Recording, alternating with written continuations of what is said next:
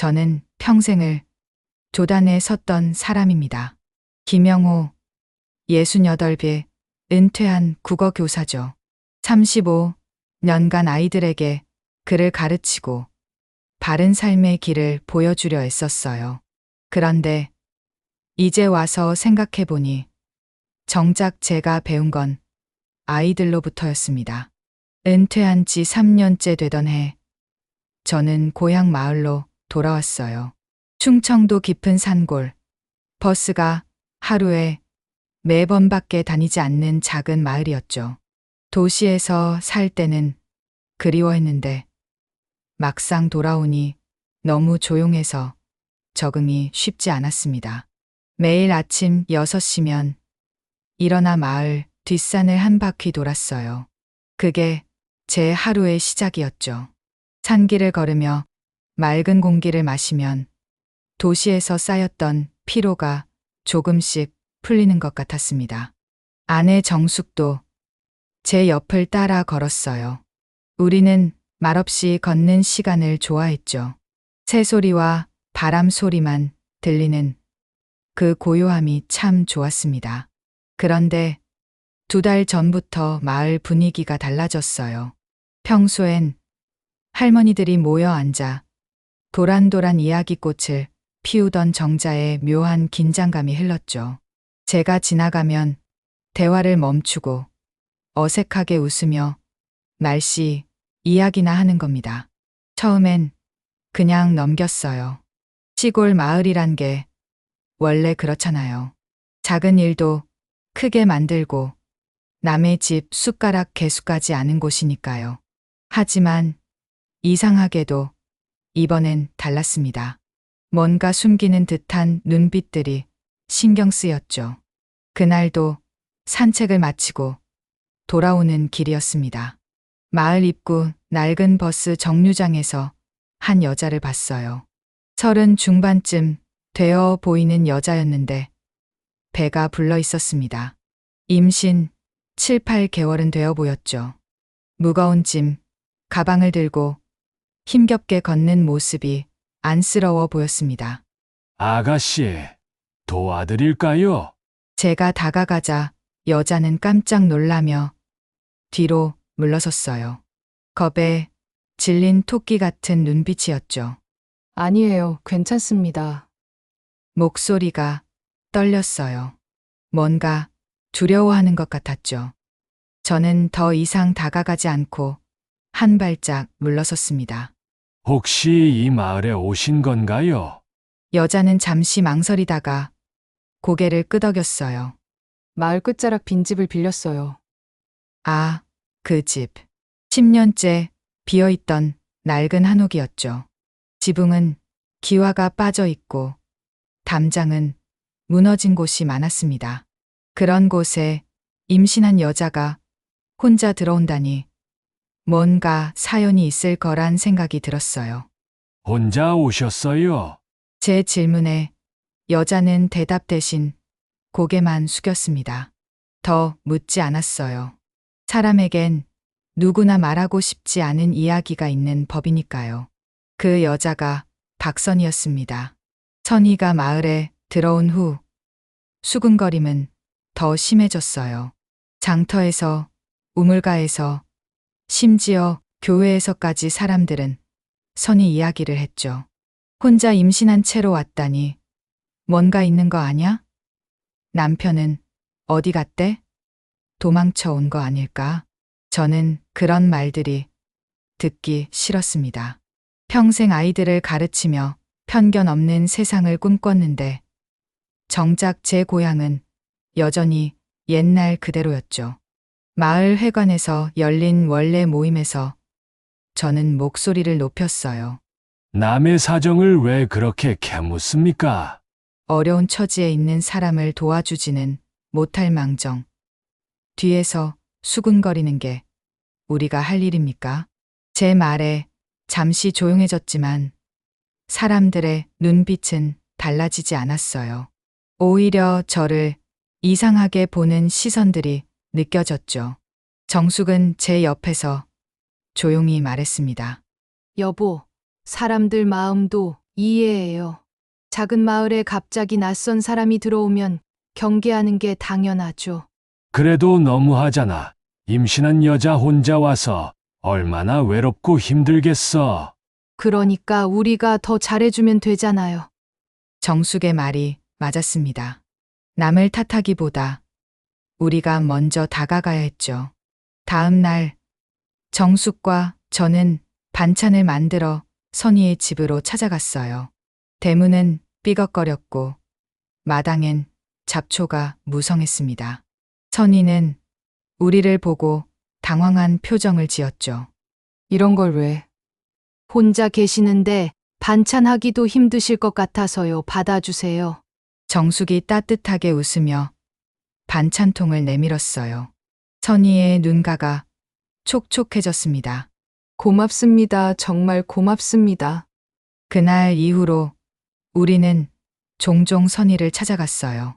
처음엔 경계하던 선희도 조금씩 마음을 열기 시작했죠. 하지만 자신의 과거에 대해선 절대 말하지 않았습니다. 아이 아빠가 누구인지, 왜 혼자 이곳에 왔는지, 가족은 어디 있는지, 아무것도요. 어느 날 저녁, 선희가 조심스럽게 말했어요. 선생님, 제가 이곳에 온 건 아이를 지키기 위해서예요. 지킨다고요? 네, 이 아이만큼은 꼭 지켜야 해요. 무슨 일이 있어도요. 선희의 눈빛엔 절박함이 담겨 있었습니다. 무엇으로부터 아이를 지켜야 하는지 묻고 싶었지만 참았어요. 때가 되면 스스로 말하겠죠. 한 달이 지났습니다. 선희의 배는 더 불러왔고 이제 걷는 것조차 힘들어 보였어요. 마을 사람들의 시선은 여전히 차가웠지만 그중 몇몇은 조금씩 마음을 열기 시작했죠. 이웃집 순자 아주머니는 가끔 김치를 담가 가져다 주었고 앞집 철수 아저씨는 무너진 담장을 고쳐주었습니다. 하지만 여전히 대부분의 사람들은 선희를 경계했어요. 특히 마을 이장인 박 노인은 대놓고 불편한 기색을 보였죠. 영호, 자네가 너무 나서는 거 아닌가? 출처도 모르는 여자를 그렇게 도와줘도 되나? 출처가 뭐가 중요합니까? 어려운 사람을 돕는 게 잘못입니까? 그래도 마을 분위기라는 게 있잖아. 저는 더 이상 대꾸하지 않았어요. 설득할 수 없는 사람과 싸우는 건 시간 낭비니까요. 그러던 어느 날 밤이었습니다. 비가 억수같이 쏟아지던 밤이었죠. 천둥 소리가 요란하게 울리고 번개가 하늘을 갈랐어요. 정숙과 저는 창밖을 보며 걱정했습니다. 선희 씨 집 지붕이 셀 텐데 내일 아침에 가봐야겠어요. 그때였습니다. 문을 두드리는 소리가 들렸어요. 이런 밤중에 누가 찾아왔을까 싶어 눈을 열었더니 온몸이 흠뻑 젖은 선희가 서 있었습니다. 얼굴은 하얗게 질려 있었고 숨을 헐떡이고 있었죠. 선생님 도와주세요. 선희는 그 말을 끝으로 쓰러졌습니다. 저는 황급히 선희를 안아들었어요. 몸이 차가웠습니다. 정숙이 급히 따뜻한 물을 데우고 이불을 가져왔죠. 선희는 잠꼬대처럼 중얼거렸어요. 제발 아이를 지켜주세요. 그 말이 왜 그렇게 가슴을 아프게 했는지 모르겠어요. 평생 수많은 아이들을 가르쳤지만 이렇게 절박한 어머니의 마음은 처음 느껴봤습니다. 다음 날 아침 선희는 겨우 정신을 차렸어요. 하지만 몸 상태가 좋지 않았죠. 저는 읍내 병원으로 선희를 데려갔습니다. 의사는 심각한 표정으로 말했어요. 임신 중독증 증세가 있어요. 안정을 취해야 합니다. 스트레스를 받으면 안 돼요. 병원에서 돌아오는 길 선희가 조용히 말했습니다. 선생님, 혹시 제가 죽으면 아이를 부탁드려도 될까요?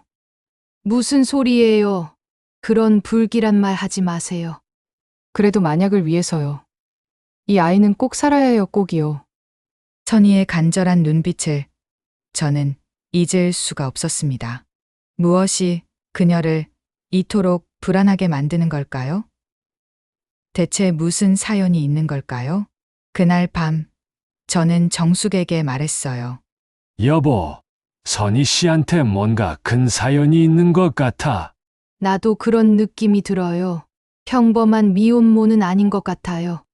도대체 뭘 그렇게 두려워하는 걸까? 우리는 답을 찾을 수 없었습니다. 하지만 한 가지는 확실했어요. 선희를 도와야 한다는 것. 그게 우리가 할 수 있는 전부였죠. 그해 가을은 유난히 빨리 찾아왔습니다. 단풍이 물들기도 전에 찬바람이 불기 시작했죠. 선희의 예정일이 가까울수록 마을 사람들의 관심도 커졌어요. 좋은 의미는 아니었습니다. 여전히 수군거림과 의심의 눈초리뿐이었죠. 저는 선희를 위해 작은 준비를 했어요. 아기 옷 몇 벌과 기저귀, 젖병 같은 것들을 읍내에서 사왔습니다. 정숙은 손수 아기 이불을 만들었죠. 선희는 그런 우리를 보며 눈물을 글썽였어요. 이렇게 잘해주시는데 저는 드릴 게 없어서. 무슨 소리예요? 우리가 좋아서 하는 일인데요.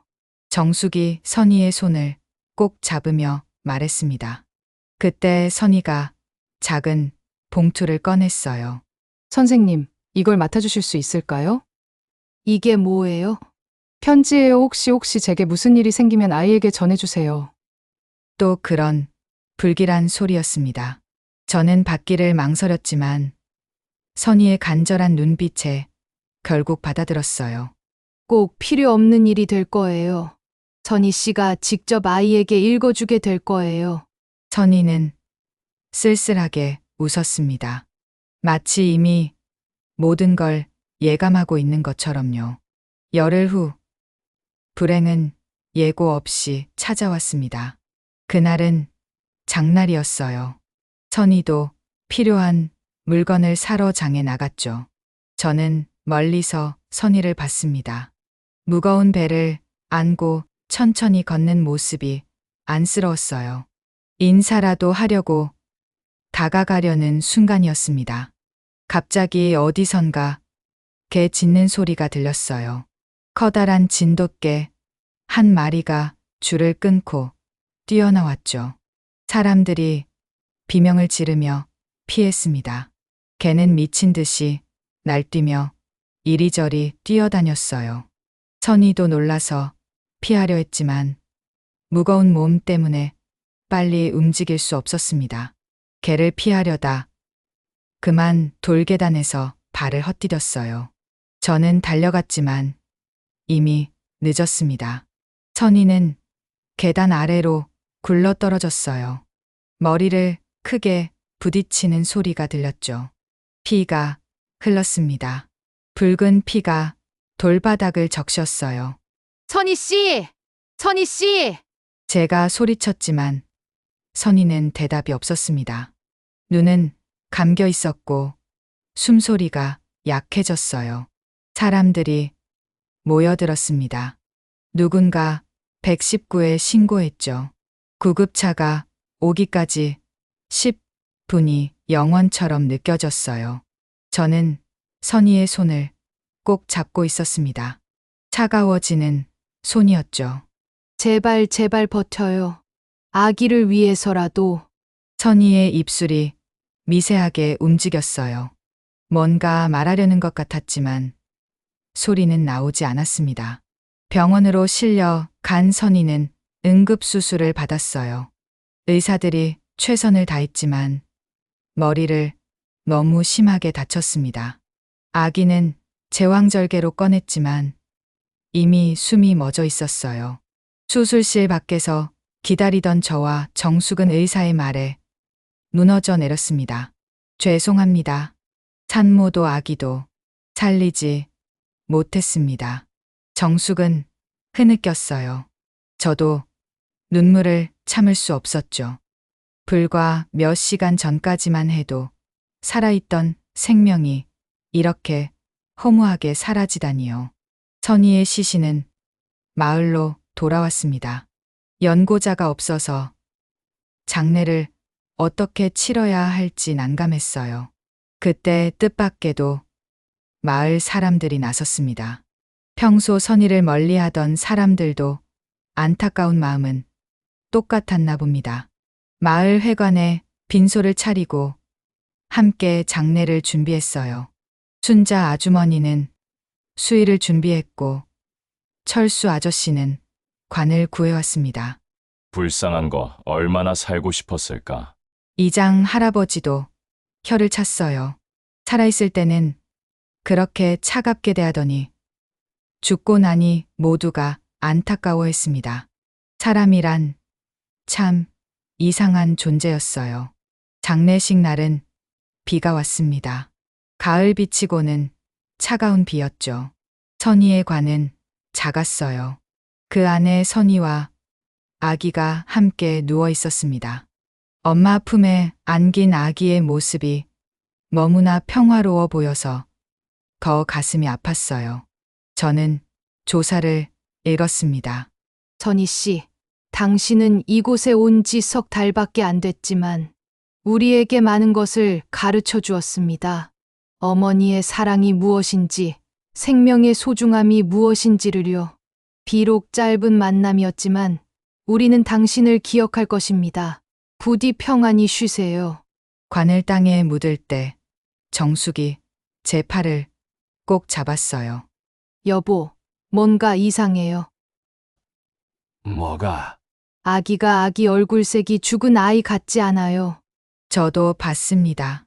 하지만 이미 의사가 사망 선고를 내렸고 이틀이나 지난 상황이었어요. 착각이겠거니 생각했죠. 흙이 관을 덮었습니다. 한 삽 한 삽 흙이 쌓일 때마다 선희와 아기는 세상과 멀어졌어요. 마지막 흙이 덮이고 봉분이 만들어졌습니다. 작은 비석에는 이렇게 적혔어요. 박선희와 아기의 묘. 이름도 짓지 못한 아기였습니다. 세상 구경도 제대로 못 해본 작은 생명이었죠. 장례를 마치고 집으로 돌아온 밤, 저는 선희가 맡긴 편지를 꺼내봤어요. 하지만 열어볼 용기가 나지 않았습니다. 이제는 전해줄 아기도 없는데 이 편지를 어떻게 해야 할까요? 일단 보관해두자. 혹시 선희 씨 가족이 찾아올지도 모르니까. 정숙의 말에 저도 고개를 끄덕였어요. 편지는 서랍 깊숙한 곳에 넣어두었습니다. 그날 밤 저는 잠을 이룰 수 없었어요. 선희의 마지막 모습이 자꾸 떠올랐습니다. 계단에서 떨어지기 직전 선희의 눈에 비친 공포가 잊히지 않았어요. 단순히 개를 무서워한 게 아니었습니다. 뭔가 더 큰 두려움이 있었던 것 같았어요. 다음 날부터 마을은 다시 평온을 찾았습니다. 선희의 빈집은 그대로 방치됐고 사람들은 일상으로 돌아갔어요. 마치 아무 일도 없었던 것처럼요. 하지만 저와 정숙은 매일 선희의 묘를 찾았습니다. 작은 꽃을 가져가 놓고 잠시 묵념을 했죠. 그럴 때마다 정숙은 이상한 말을 했어요. 여보, 이 묘지 근처에 오면 뭔가 느껴져요. 뭐가? 따뜻한 기운 같은 거, 마치 누군가 살아있는 것처럼. 저는 정숙의 말을 미신으로 치부했습니다. 슬픔이 만들어낸 착각이겠거니 했죠.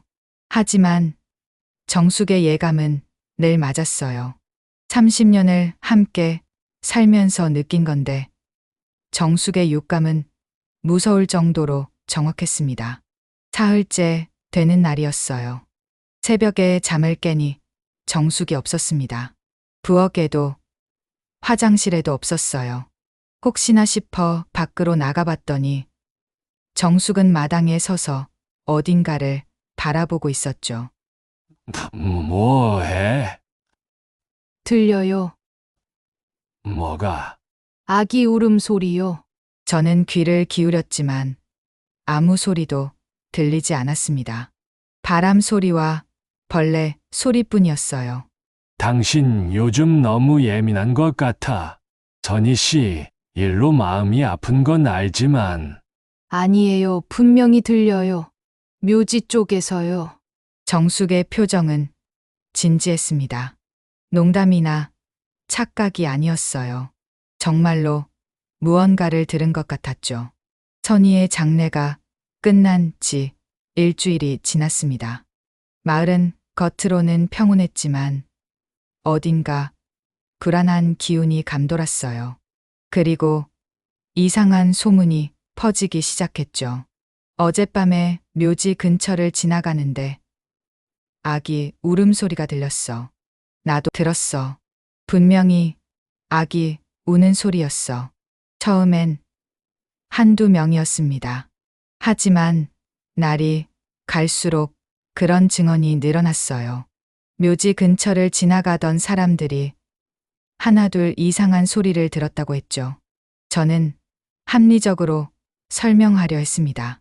산에 들고양이가 많잖아요. 고양이 울음소리를 착각한 거예요. 하지만 마을 사람들은 고개를 저었어요. 선생님, 우리가 고양이 소리와 아기 울음소리를 구별 못할까요? 분명히 갓난아기 우는 소리였어요.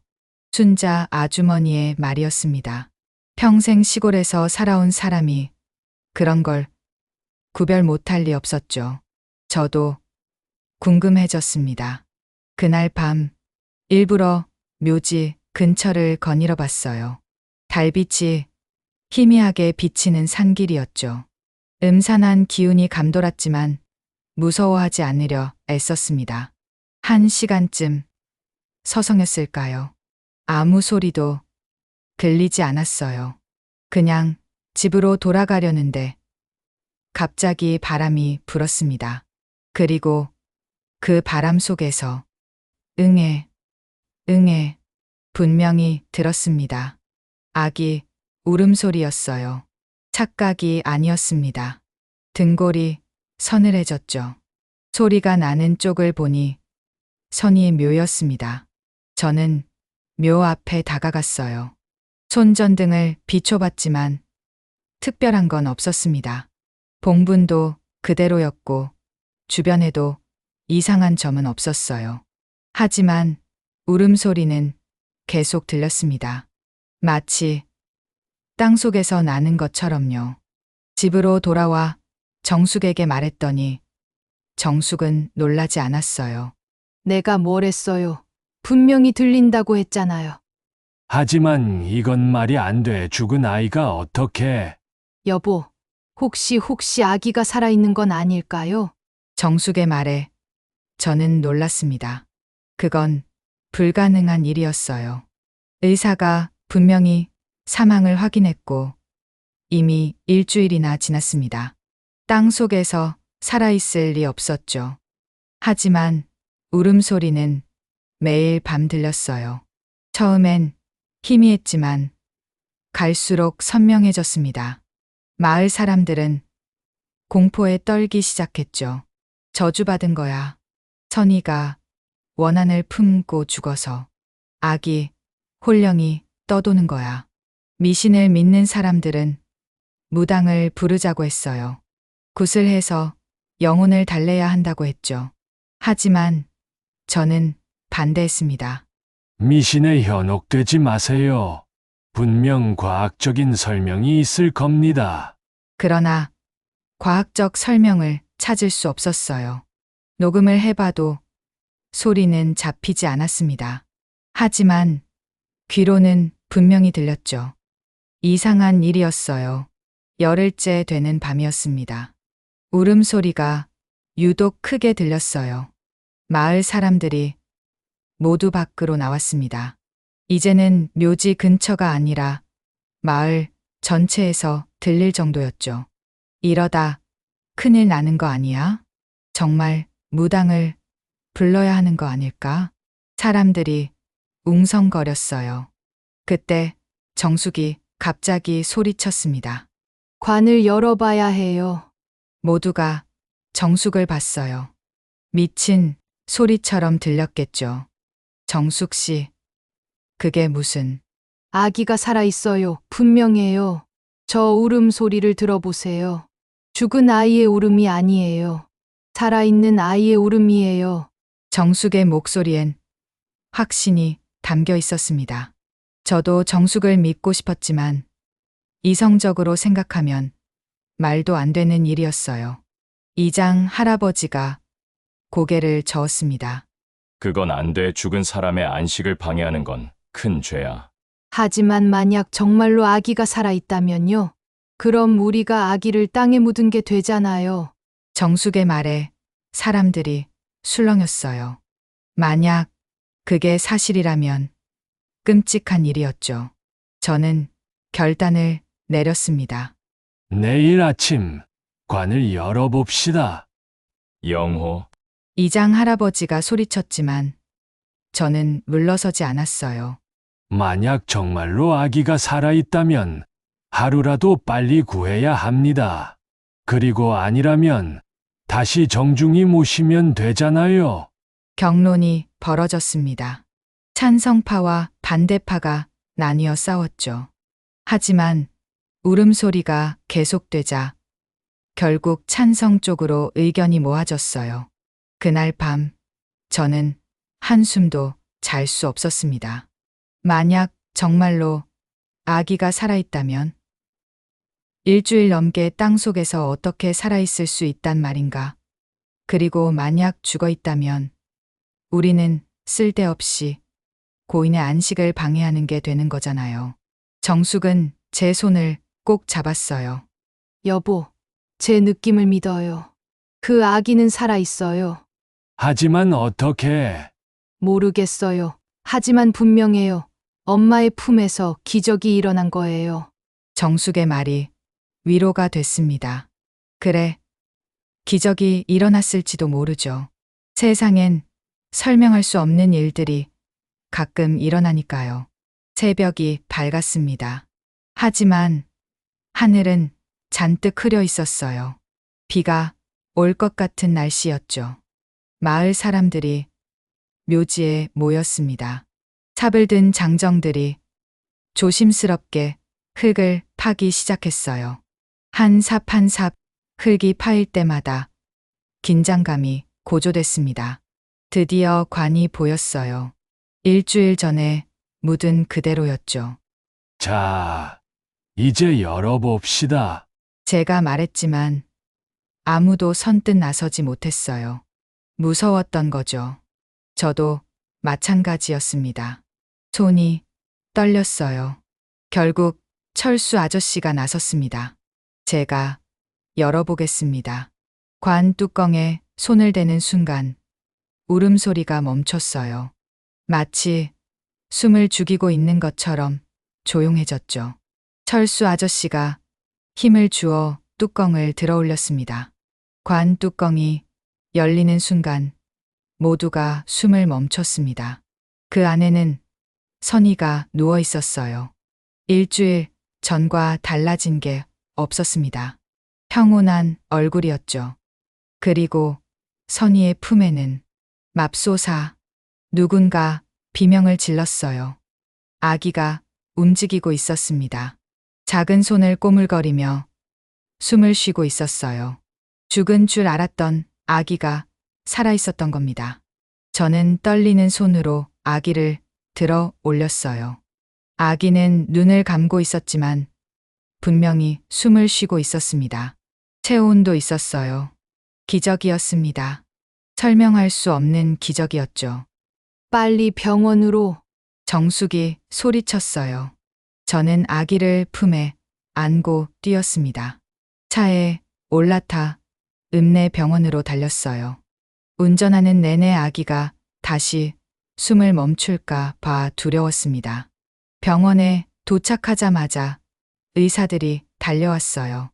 아기를 본 의사들도 놀라움을 감추지 못했죠. 이게 어떻게 일주일이나 땅 속에 있었다고요? 네, 믿기 어려우시겠지만 사실입니다. 의사들은 즉시 아기를 검사했어요. 놀랍게도 아기는 건강했습니다. 영양실조도 없었고 탈수 증상도 없었어요. 마치 엄마 뱃속에서 계속 보호받고 있었던 것처럼요. 의학적으로 설명이 불가능합니다. 산소도 없고 물도 없는 곳에서 어떻게... 의사도 고개를 저었어요. 하지만 아기는 분명히 살아 있었습니다. 그것만이 진실이었죠. 소식을 듣고 마을 사람들이 병원으로 몰려왔어요. 모두가 아기를 보고 싶어 했습니다. 기적의 아기를요. 정말 살아있구나. 신의 은총이야. 선이가 죽어서도 아기를 지킨 거야. 사람들은 저마다 자기 방식대로 해석했어요. 하지만 어떤 설명도 완벽하지 않았습니다. 그저 기적이라고 밖에는요. 아기는 여자아이였어요. 작고 예쁜 아이였죠. 의사는 인큐베이터에 아기를 넣고 면밀히 관찰했습니다. 혹시 모를 후유증에 대비해서요. 저와 정숙은 병원에 남아 아기를 지켰어요. 아기는 잘 먹고 잘 잤습니다. 울음소리도 건강했어요. 땅 속에서 일주일을 보낸 아기라고는 믿을 수 없을 정도였죠. 이틀 후, 더 놀라운 일이 벌어졌어요. 서울의 큰 병원에서 의료진이 내려왔습니다. 아기의 사례를 연구하고 싶다고 했죠. 이런 케이스는 의학 역사상 전무후무합니다. 꼭 연구하게 해주세요. 하지만 저는 거절했어요. 아기는 연구 대상이 아닙니다. 한 생명이에요. 의료진은 실망했지만 제 뜻을 존중해줬어요.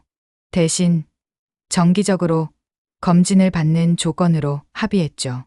일주일 후 아기는 완전히 건강하다는 판정을 받고 퇴원했어요. 하지만 문제가 있었습니다. 아기를 누가 키울 것인가? 선희는 연고자가 없었어요. 아기 아빠도 누군지 몰랐고요. 법적으로는 고아였죠.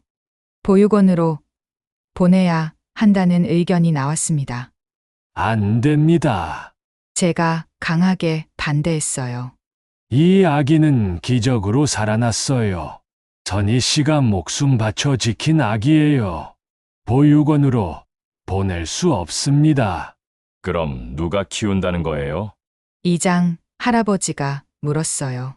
제가 키우겠습니다. 순간 조용해졌어요. 68배 노인이 갓난아기를 키운다는 게 말이 되느냐는 눈빛들이었죠. 영호, 자네 나이를 생각해 아기를 키우는 건 쉬운 일이 아니야. 알고 있습니다. 하지만 이 아기는 제게 온 거예요. 선희 씨가 저를 믿고 맡긴 거라고 생각합니다. 정숙도 제 옆에 섰어요. 저도 같은 생각이에요. 우리가 키워야 해요. 선희 씨와의 약속이잖아요. 결국 우리 부부가 아기를 맡기로 했어요. 법적 절차는 복잡했지만 마을 사람들의 도움으로 해결할 수 있었습니다. 아기를 집으로 데려온 첫날 밤, 정숙과 저는 아기를 사이에 두고 누웠어요. 아기는 새근새근 잠을 자고 있었죠. 이름을 뭐라고 지을까요? 정숙이 물었어요. 희망이는 어때요? 희망. 좋아요. 박희망 선희 씨의 성을 따서요. 그렇게 아기는 희망이가 됐습니다. 절망 속에서 피어난 희망이었죠. 희망이를 키우는 건 쉽지 않았어요. 밤마다 울고 기저귀를 갈아야 했고 분유를 먹여야 했죠. 60대 후반의 노부부에겐 체력적으로 버거웠습니다. 하지만 마을 사람들이 도와줬어요. 순자 아주머니는 기저귀를 빨아줬고 철수 아저씨는 분유를 사다 줬습니다. 심지어 이장 할아버지도 가끔 와서 아기를 봐줬어요. 이 녀석, 정말 신기하네. 땅 속에서 일주일을 버티다니. 이장 할아버지가 희망이를 안으며 말했어요. 그러게요. 정말 기적이에요. 선이가 지킨 거야. 죽어서도 아기를 품에 안고 지킨 거지. 그 말이 맞는 것 같았어요. 선희의 모성이 만든 기적이었죠. 한 달이 지났어요. 희망이는 무럭무럭 자랐습니다. 통통하게 살이 오르고 눈도 또렷해졌어요. 웃기도 잘 웃었죠. 그런 희망이를 보면 피로가 싹 가셨습니다. 어느 날 희망이를 안고 선희의 묘에 갔어요. 새로 비석을 세웠는데 이제는 박선희의 묘라고만 적혀 있었습니다. 아기는 빠졌죠. 아기는 살아있으니까요. 선희 씨, 희망이는 잘 자라고 있어요. 걱정하지 마세요. 우리가 잘 키울게요. 바람이 불었어요. 따뜻한 바람이었죠. 마치 선희가 고맙다고 말하는 것 같았습니다. 희망이가 우리 집에 온 지 2달이 지났습니다. 아기는 놀라울 정도로 빨리 자랐어요. 보통 아기들보다 훨씬 건강했고 영특했죠. 의사들도 신기해할 정도였습니다. 하지만 모든 사람이 희망이를 축복하는 건 아니었어요. 어느 날 읍내에서 관청 직원들이 찾아왔습니다. 김용우 씨죠? 아기 양육 관련해서 확인할 게 있어서 왔습니다. 젊은 남직원이 서류를 꺼내며 말했어요. 무슨 문제라도 있습니까? 법적으로 아기는 고아입니다. 정식 입양 절차를 거치지 않으셨고 임시 보호 자격도 연령 제한에 걸려요. 그게 무슨... 만 65세 이상은 입양이 불가능합니다. 아기는 보육원으로 가야 해요. 청천벽력 같은 소리였습니다. 희망이를 빼앗긴다니요. 잠깐만요. 이 아기는 특별한 사연이 있어요. 제가 키워야 합니다. 개인 사정은 고려 대상이 아닙니다. 법은 법이니까요. 직원들은 일주일 안에 아기를 보육원으로 보내라고 통보하고 떠났어요. 저와 정숙은 망연자실했습니다. 이럴 수가 희망이를 빼앗기다니. 정숙이 눈물을 흘렸어요. 저도 막막했습니다. 2달 동안 정들었는데 이제 와서 떼어놓으라니요. 마을 사람들도 분노했어요. 법이 그게 뭐야? 잘 키우고 있는데 왜 빼앗아 가? 우리가 다 같이 항의하러 가자. 하지만 법 앞에서는 무력했습니다. 관청에서는 규정대로 한다는 말만 반복했어요. 그때였습니다. 뜻밖의 구원자가 나타났어요.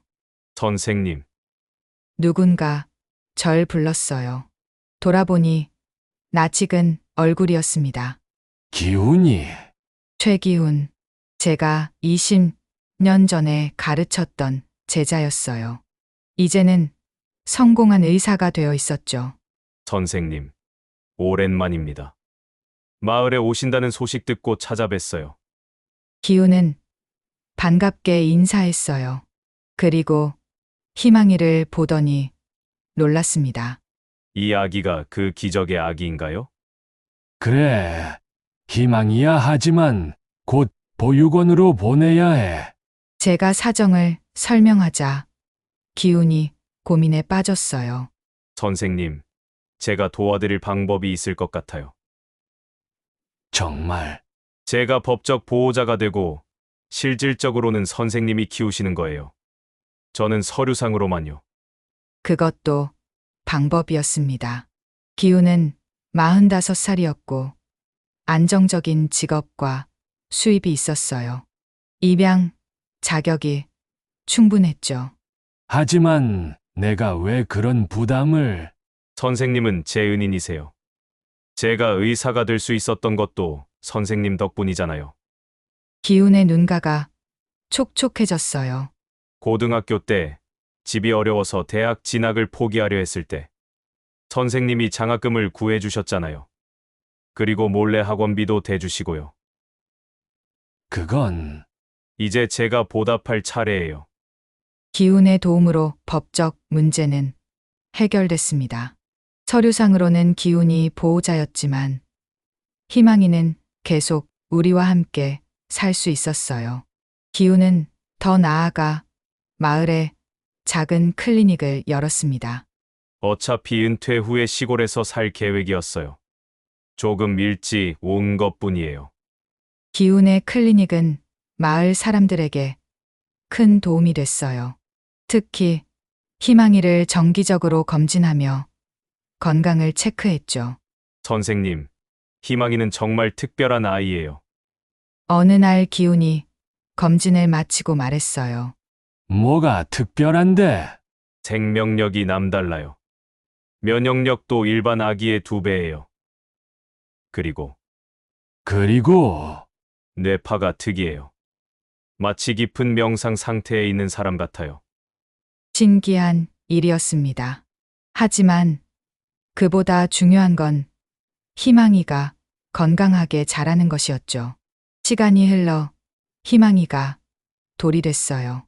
첫 생일을 맞는 날, 마을 사람들이 모두 모였습니다. 작은 잔치를 열었죠. 희망이는 이제 걸음마를 시작했어요. 뒤뚱뒤뚱 걷는 모습이 너무 귀여웠습니다. 말도 조금씩 하기 시작했어요. 희망이가 정숙을 보고 처음으로 엄마라고 불렀을 때 정숙은 펑펑 울었어요. 이 할미를 엄마라고 부르다니. 할미가 뭐예요? 희망이한테는 엄마죠. 저도 뭉클했습니다. 비록 피 한 방울 섞이지 않았지만 희망이는 우리 아이였어요. 하지만 평화는 오래가지 않았습니다. 어느 날 검은 승용차 한 대가 마을에 들어왔어요. 도시에서 온 사람들이었죠. 정장을 입은 남자가 우리 집을 찾아왔어요. 김영우 씨죠? 박선희 씨의 아이에 대해 이야기하러 왔습니다. 누구십니까? 저는 박선희 씨 집안의 변호사입니다. 선희의 집안. 선희에게 가족이 있었다는 말인가요? 선희 씨는 대기업 회장의 딸이었습니다. 가족과 연을 끊고 도망쳤지만요. 충격적인 사실이었어요. 그 초라하고 가난해 보였던 선희가 재벌가 딸이었다니요. 아이는 유일한 상속자입니다. 우리가 데려가겠습니다. 안 됩니다. 희망이는 우리 아이예요.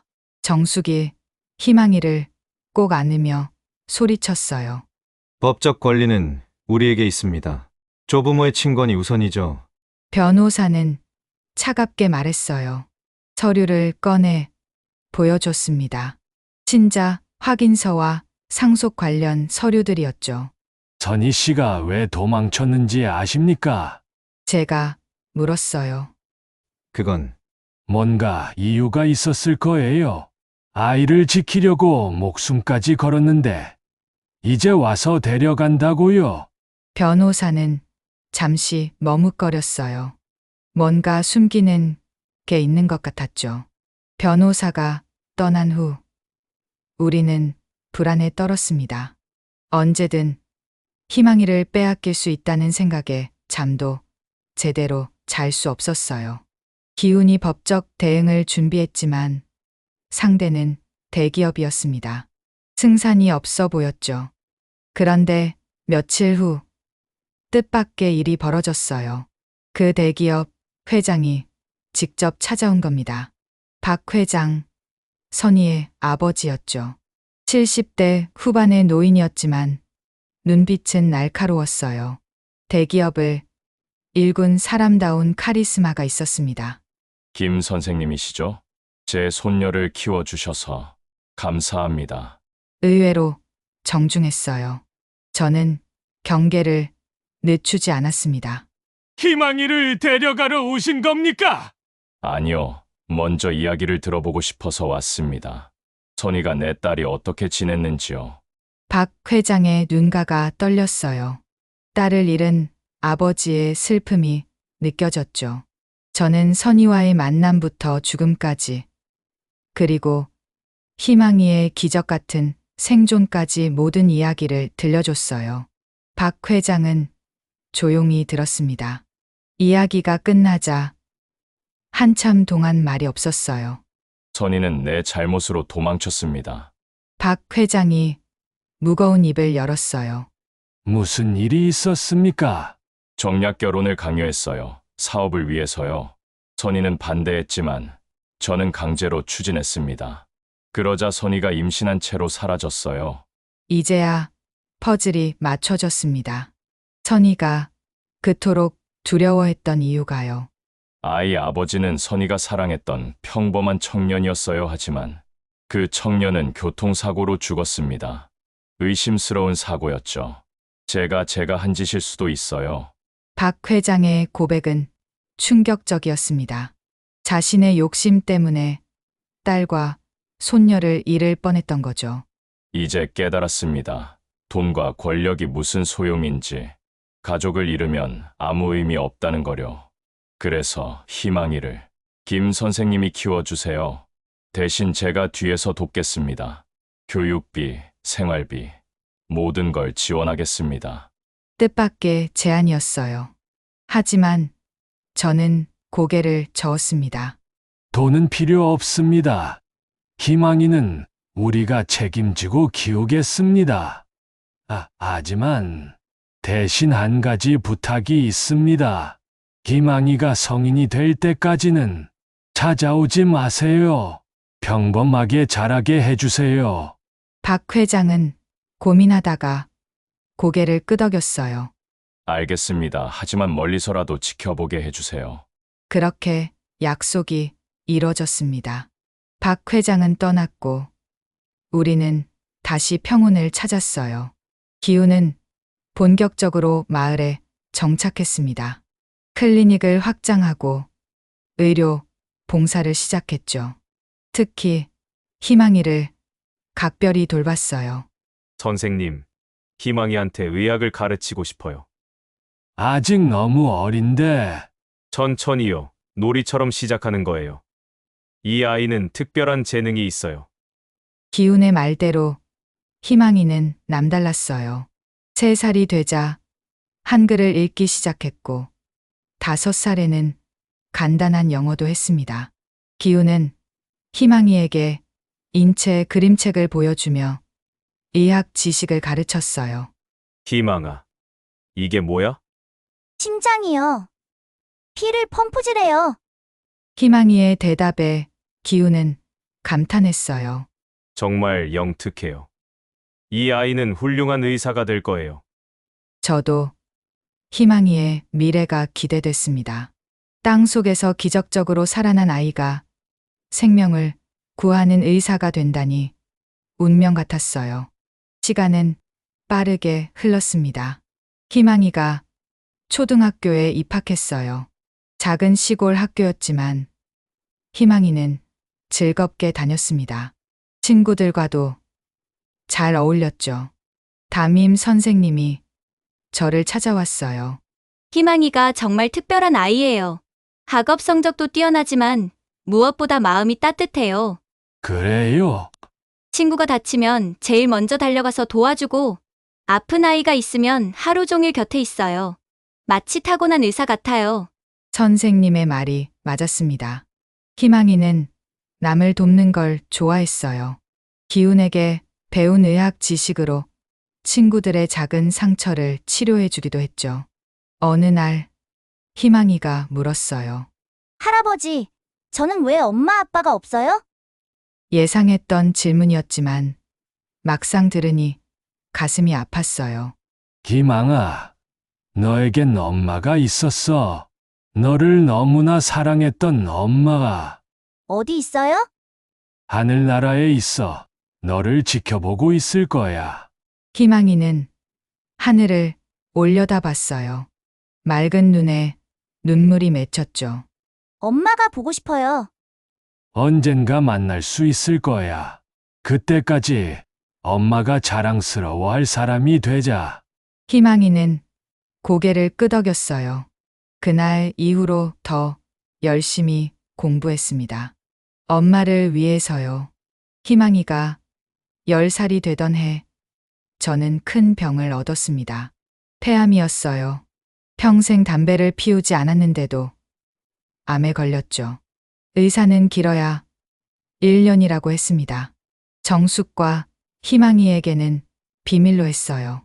하지만 몸이 점점 약해지니 숨길 수 없었죠. 기운이 저를 설득했습니다.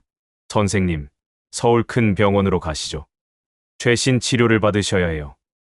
됐어, 이 나이에 무슨. 희망이를 생각하세요. 아직 어린데 할아버지마저 잃으면 어떻게 해요?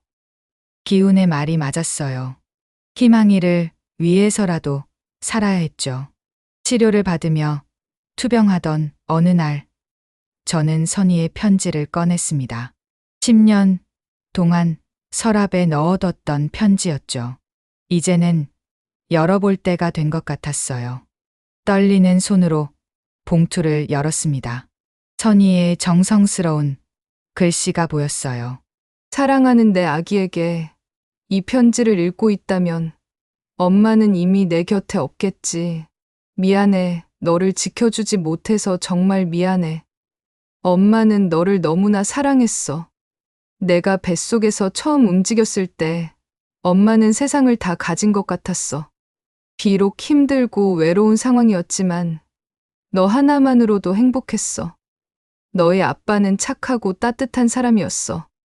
비록 가난했지만 엄마를 진심으로 사랑해줬어. 하지만 외할아버지가 반대했고 아빠는 의문의 사고로 세상을 떠났어. 엄마는 너를 지키기 위해 도망쳤어. 외할아버지가 너를 빼앗아 갈까봐 두려웠거든. 이 시골 마을에 온 건 운명이었나 봐. 김영호 선생님과 정숙 여사님을 만난 건 하늘의 뜻이었어. 두 분은 정말 좋은 분들이야. 만약 엄마가 없다면 두 분이 너를 키워주실 거야. 아가야, 엄마가 너에게 남겨줄 수 있는 건 이 편지뿐이야. 하지만 기억해줘. 엄마는 마지막 순간까지 너를 사랑했다는 걸. 너를 위해서라면 목숨도 기꺼이 바칠 수 있었다는 걸. 훗날 내가 커서 이 편지를 읽을 때 원망하지 말아줘. 엄마는 최선을 다했어. 비록 함께하지 못하지만 영원히 너를 지켜볼게. 건강하게, 행복하게 자라줘. 남을 돕는 따뜻한 사람이 되어줘. 그리고 언젠가 엄마를 용서해줘. 사랑해. 내 아기야. 엄마가. 편지를 읽으며 저는 울었습니다. 선희의 절절한 모성애가 가슴을 찢었어요. 정숙도 옆에서 훌쩍였죠. 희망이에게 보여줘야 할까요? 정숙이 물었어요.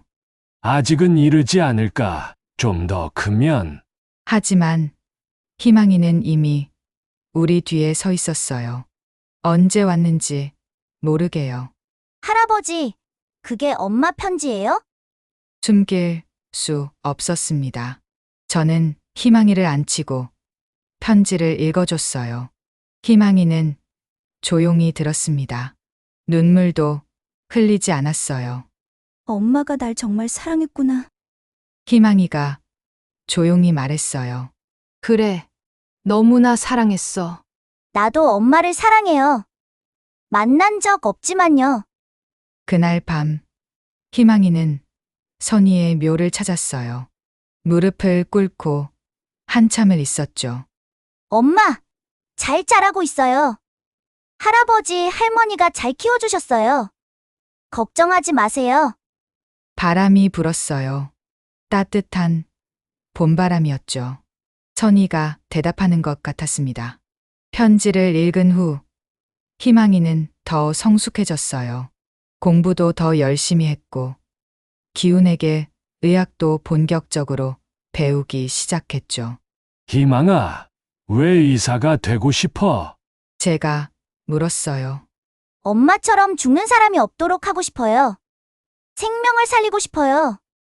10살 아이의 입에서 나온 말이라고는 믿기지 않을 정도로 진지했어요. 기우는 희망이의 재능을 높이 평가했습니다. 이 아이는 천재예요. 의대 과정도 이미 일부 이해하고 있어요. 그렇게까지. 선생님, 희망이를 영재 학교에 보내는 게 어떨까요? 하지만 저는 반대했어요. 평범하게 자라게 하고 싶네. 친구들과 어울리고 추억을 쌓으면서. 희망이도 같은 생각이었어요. 전 여기가 좋아요. 마을 사람들과 함께 있고 싶어요. 그렇게 희망이는 계속 마을에서 자랐습니다. 기운의 개인 지도를 받으며 의학을 배웠죠. 제 병은 기적적으로 호전됐어요. 의사들도 놀랄 정도였죠. 아마 희망이 때문이었을 거예요. 희망이를 더 키워야 한다는 의지가 저를 살렸던 것 같습니다. 세월이 흘러 희망이가 18살이 됐습니다. 이제는 어엿한 사내가 됐어요. 키도 크고 마음도 곱고 무엇보다 똑똑했죠. 전국 수석으로 의대에 합격했습니다. 합격 소식을 들은 날, 온 마을이 잔치를 벌였어요. 모두가 희망이를 자랑스러워했죠. 우리 마을에서 의대 수석이 나오다니. 역시 기적의 아기답네. 희망이는 겸손했어요. 모두 마을 분들 덕분이에요. 저를 키워주시고 사랑해주셔서 감사합니다. 대학에 가기 전 희망이는 박 회장을 만났어요. 약속대로 희망이가 성인이 될 때까지 기다렸던 외할아버지였죠. 희망아, 드디어 만나는구나. 80이 넘은 박 회장은 많이 늙어 있었어요. 희망이를 보자 눈물을 흘렸죠. 외할아버지, 그동안 지켜봐 주셔서 감사해요. 미안하다. 내 엄마에게 못할 짓을 했어. 너까지 잃을 뻔했지. 괜찮아요. 모든 게 운명이었어요. 희망이는 외할아버지를 용서했어요. 선희가 그랬을 것처럼요. 박 회장은 거액의 유산을 희망이에게 남기려 했지만 희망이는 거절했어요. 전 제 힘으로 살고 싶어요. 대신 그 돈으로 의료봉사재단을 만들어주세요. 박 회장은 희망이의 뜻을 따랐어요.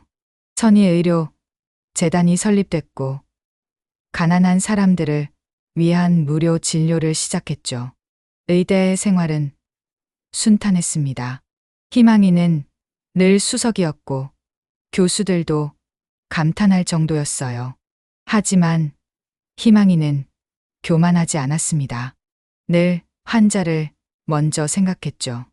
여름 방학이면 마을로 돌아와 기운과 함께 의료 봉사를 했어요. 이제는 제법 의사다운 모습이었죠. 희망아, 넌 정말 타고난 의사야. 기운이 감탄했어요. 삼촌이 잘 가르쳐 주셨어요. 희망이는 기운을 삼촌이라고 불렀어요. 법적 보호자였던 기운은 친삼촌 같은 존재였죠. 25세 희망이는 의사가 됐습니다. 그리고 놀라운 결정을 했어요. 전 마을로 돌아갈 거예요. 뭐? 대학병원에서 스카우트 제의가 쇄도하는데. 전 우리 마을 사람들을 돌보고 싶어요. 그리고 엄마, 묘 곁에 있고 싶어요. 희망이의 결정은 확고했어요. 마을로 돌아온 희망이는 기운과 함께 클리닉을 운영했습니다. 작은 시골 병원이었지만 희망이의 실력은 대단했어요. 소문을 듣고 먼 곳에서도 환자들이 찾아왔죠. 특히 희망이는 난치병 환자들에게 희망을 줬어요. 포기하지 않고 끝까지 치료했죠. 그 모습은 선희가 희망이를 지켰던 것과 닮아 있었습니다. 어느 날, 한 임산부가 응급실에 실려왔어요. 사고로 위독한 상태였죠. 상황은 선희와 비슷했습니다. 아기를 제발 아기를 살려주세요. 임산부가 간절히 부탁했어요. 희망이는 최선을 다했습니다. 밤새 수술하고 기적을 만들었어요. 산모와 아기 모두 살렸죠. 선생님, 정말 감사합니다. 천사 같아요. 산모가 눈물을 흘리며 말했어요. 제가 천사라면 그건 엄마에게 물려받은 거예요. 희망이가 미소 지었어요. 저는 이제 88이 됐습니다. 정숙은 작년에 먼저 하늘나라로 갔어요. 외롭지만 희망이가 있어 견딜 수 있었죠. 오늘도 희망이와 함께 선희의 묘를 찾았어요. 묘비 앞엔 항상 꽃이 놓여 있었습니다. 마을 사람들이 번갈아 가며 놓고 가는 거였죠. 엄마, 전 이제 의사예요. 많은 생명을 살리고 있어요. 희망이가 묘비에 말했어요. 엄마가 저를 살렸듯이 저도 다른 생명을 살리고 있어요. 엄마의 사랑이 계속 이어지고 있어요. 바람이 불었습니다. 따뜻한 바람이었어요. 나무잎이 살랑살랑 흔들렸죠. 그 소리가 마치 아기 웃음소리처럼 들렸습니다. 할아버지, 들리세요? 희망이가 물었어요. 그래, 들려. 네, 엄마가 기뻐하는 소리가. 우리는 한참 동안 그곳에 서 있었어요. 석양이 묘지를 붉게 물들였습니다. 아름다운 풍경이었죠. 죽음에서 시작된 생명의 이야기. 절망에서 피어난 희망의 이야기. 그것이 우리가 함께 쓴 기적의 이야기였습니다. 선희는 죽어서도 아기를 지켰고 그 아기는 자라서 수많은 생명을 지키고 있었어요. 기적은 끝나지 않았습니다. 희망이를 통해 계속 이어지고 있었죠. 저도 곧 선희와 정숙이 있는 곳으로 갈 겁니다. 하지만 슬프지 않아요. 희망이가 있으니까요. 희망이가 이 세상에 빛이 되어줄 테니까요. 관 속에서 울린 아기의 울음소리는 생명의 외침이었습니다. 그 외침은 지금도 희망이의 청진기를 통해 계속 울려 퍼지고 있어요. 영원히 말이죠. 오늘도 저희 이야기를 함께 해주셔서 진심으로 감사합니다. 여러분의 하루가 늘 건강하고 행복으로 가득하길 바랍니다. 다음에도 마음을 울리는 감동적인 이야기와 함께 다시 찾아뵙겠습니다. 바람이 전한 이야기였습니다.